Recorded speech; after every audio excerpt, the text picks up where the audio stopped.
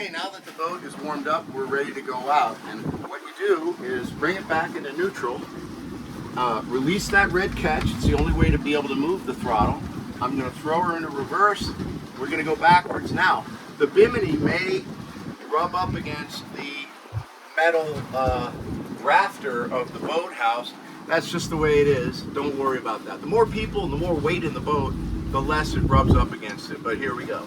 We're going to go into reverse. Okay, we're now leaving the boathouse. It may rub. Okay, it didn't rub. Woo, Another not bad. function of that, whether it rubs, is the water level of the lagoon, which does change a little bit from time to time, even though it's okay, we're out on the water. And now I'm going to look at this. I'm going to use this red release, hold the thing up, and going forward. And then obviously these no wake, show the no wake buoys. Inside of those, when we're between the no wake buoy and the shore, we have to stay. Look right here. Yep. There's a little catch here. Watch, if I'm in neutral, and I go Reverse now. if I'm in neutral, right, and you go forward, there's a little moment where it catches in a little hole, and you're going like the slowest speed that the boat can go. That's what speed you have to go, no wake. So And sometimes we do this for cocktail cruise. It's just fun to go really, really slow. Everybody has their drinks in their hand, and it's fun.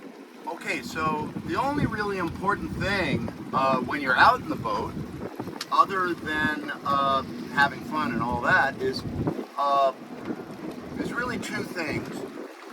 Keeping an eye on your depth gauge and being mindful of how deep the water is where you are. You don't want to get shallower than 3 feet. And if you are getting shallower than 3 feet, you can put the engine up with this switch again. The steering gets a little more awkward, but you know, you can kind of lift that engine up a bit, tilt it up a bit. But the other more effective thing to do is somehow turn around or put the boat in reverse and get out of those shallow waters. This is a pretty forgiving set of lagoons. You can see right now, for example, we're down in the levee area of our lagoon. Our house is down that way. By the way, that's the dog beach over there, right there, where you can walk on the levee, and it's in line with our house. And come on over here, Dennis. Show how close we are to the shore. Maybe 30 feet. And then you can see that our depth gauge is telling us 8.3 feet. So keeping an eye on this depth gauge, which you turn on here, is extremely important. It's something that the skipper does many times in a given outing, is just glance down and just be sure of how deep the water is. That's the only thing that can go wrong, other than minding your wake. You don't want to have a wake.